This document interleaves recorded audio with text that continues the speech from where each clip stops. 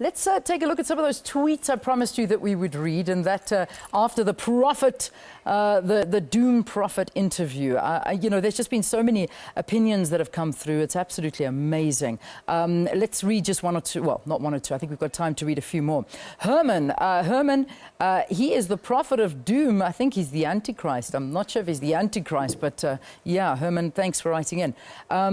Suzanne Rolani Minyok saying, the prophet does not operate in God's spirit. If only our people can read the Bible and know the truth, they won't fall for this. Keletso saying, so he knows how to spin this whole thing and attract an audience.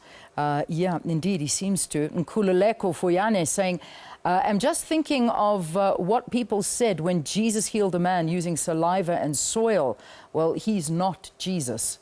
Yeah, okay. Keletso saying, curiosity, yes. Plus one thing you guys should know, he is a disciple of the pastor Lesejo, the petrol pastor. Really? I didn't know that. Okay, so yeah, we're learning these things. Keletso saying that he is a disciple of the pastor Lesejo. He's that pastor that made people swallow. Here's some other tweets that have come through. Millie saying, never seen Leanne Manus look so perplexed doing an interview. I don't think I've ever been so perplexed, if I have to comment on this. This guy is firm in his beliefs, not moved at all. I don't know if he's firm or if he's just, I'm not sure if that's the right word, but maybe you are right. Ntutuzelo saying, this is madness. These people suffer from mental sickness, including the false prophet himself. This is a result of poverty. Okay, interesting, very interesting opinions. Let's see what else we've got. Can someone arrange for psychiatric appraisal for this young fellow? Hashtag prophet of doom.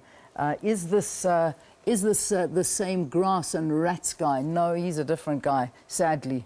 There's a few of them out there, unfortunately.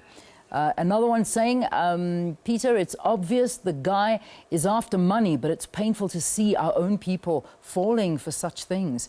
It was one of the questions I actually asked him, was that do people pay him to spray doom on him? And I don't think he answered that question. I really don't. I was struggling a bit to hear him, I have to confess. It was a bit of a bad line. Mad Mike saying that so-called healer is a prophet of doom, literally and figuratively. Yeah, he is. All right, let's see if there's any more. Here we go.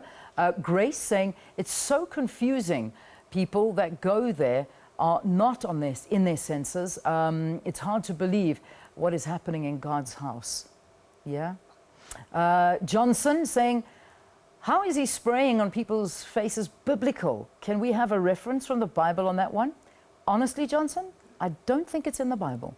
I think you can go through the entire Bible, but if you find doom written in that Bible, then yeah, we all owe him an apology. But I don't think anywhere written in the Bible does it say that doom is biblical, like what the prophet said. Arnold saying, Leanne, I am reading precautions on a can, and it says avoid contact with skin, eyes, and clothes. This man must be arrested. Well, look, the reality is that Tiger Brands, that's the company who actually brings doom onto the market, basically put out a statement yesterday warning people of the dangers of spraying doom directly into your face and how it must be avoided at all costs, and how they were trying to get hold of the prophet to tell him, please stop doing this. You are going to damage people for life.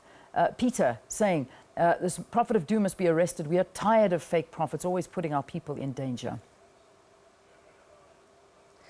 Ephemal saying, why give him a platform? He belongs in jail. Well, I suppose it's news and we need to bring the news to you, and he's in it, so that's why we had him. Jeremy saying, it's all false and dangerous, and he is deluded if he thinks judgment is not imminent. Hashtag repent. I told you there was so many tweets that came through after that interview, and that's just the tip of the iceberg. So many people have a lot to say about that. But also, I did see a tweet from somebody saying, leave him alone. Why are you guys getting involved? None of the congregants are worried, and they don't seem to be complaining. So why are you all up in arms about it? Well, I'm not sure. I suppose it's just that you really do worry about people and believing in things that aren't necessarily as they appear to be, and believing in false prophets, if that's what we can call him at this stage, and really worrying about people's health. I think that's the big thing. It really is.